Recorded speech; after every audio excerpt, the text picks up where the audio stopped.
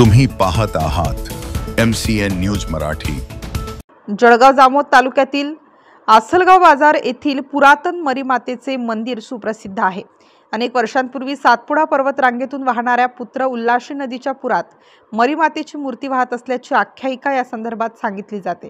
नदी परिसरात पारंपरिक मासेमारीचा व्यवसाय करणाऱ्या भोई समाजाच्या नागरिकांना ही मूर्ती दिसून आल्याने मूर्ती सापडली त्याच ठिकाणी नदी काठावर भोई समाजांनी मंदिराची उभारणी करून या मूर्तीची प्राणप्रतिष्ठा केली आहे। जागरूक आणि नवसाला पावणारी देवी म्हणून पंचक्रोशीत मरीमाता मंदिराची ख्याती आहे। दर मंगळवार आणि शुक्रवार या ठिकाणी देवीचे भक्त दर्शनाला येऊन नवसाचे आयोजन करतात।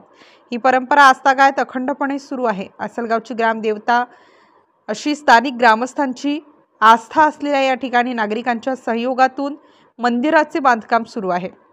या मंदिराची देखभाल व दुरुस्तीसाठी आसलगाव येथील भोई समाज बांधवांकडून सातत्याने पुढाकार घेतला जातो। गुरुपौर्णिमेनिमित्त या ठिकाणी दुरून देवीचे भक्त येत असल्याने मंदिर परिसराला यात्रेचे स्वरूप प्राप्त होते।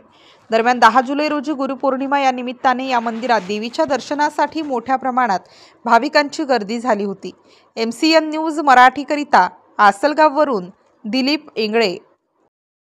भक्त आमच्या इथं झालेल्या पुजारी म्हणून सने आमचे वडील पंजोबा हे काम पाहत होते, पण परंपरेनुसार हे चालूच राहिलं। पण आता असं झालं की मंदिराचं जीर्णोद्धार झालं, मंदिर भव्य स्वरूपात इथं झालं।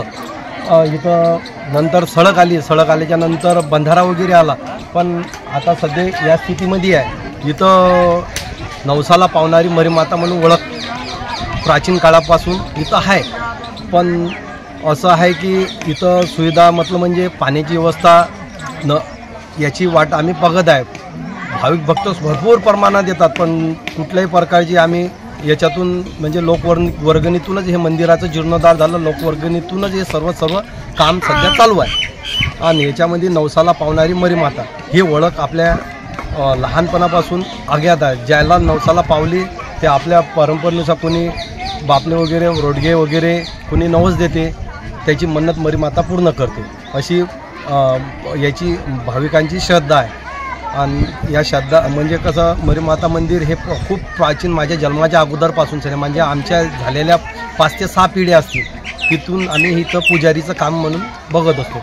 सालाप्रमाणे पुजारी बदलत असतात। आसलगाव मरीमाता संस्थांचा अध्यक्ष आणि पुजारी या नात्यानं आपणासमोर ही विनंती करू इच्छितो की मरीमाताच्या मंदिराचं परिसराचं मागील 2 वर्षाच्या पूर्वी आलेल्या अतिवृष्टीमुळे खूप नुकसान झालेलं आहे। तेव्हा आम्ही सर्व भाविक भक्तांच्या मदतीनं नवीन बांधकाम सुरू केलेलं आहे। तसेच इथं आम्हाला येणाऱ्या भाविकांसाठी खूप काही सोयी सवलती करायच्या आहेत। तरी ज्यांनाही इथं दक्षिणा वर्गणी द्यायची असेल त्यांनी रामराव शिरनार यांच्याकडे जमा करावी। आणि महत्त्वाची विनंती म्हणजे हा परिसर अतिशय प्राचीन असून नवसाला पावणारी मरीमाता, तसेच इथं 7 बहिणीचा मेळ आहे आणि त्या बहिणीचा भाऊ कसोबा महाराज गाळीवान बाबा म्हणून प्रसिद्ध आहे। इथे दुरून भक्त येतात आणि आपले नवस फेडतात, मागण्या मागतात आणि त्यांच्या पूर्ण झाल्यानंतर इथं नवस फेडतात।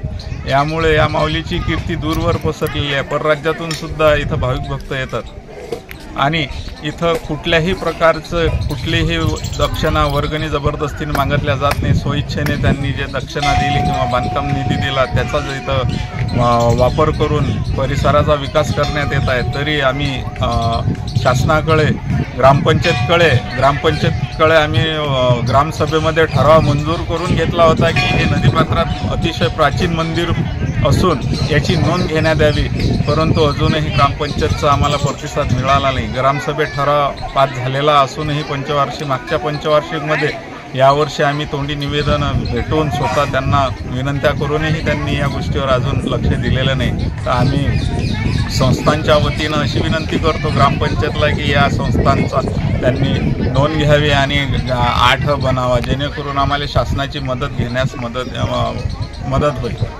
धन्यवाद।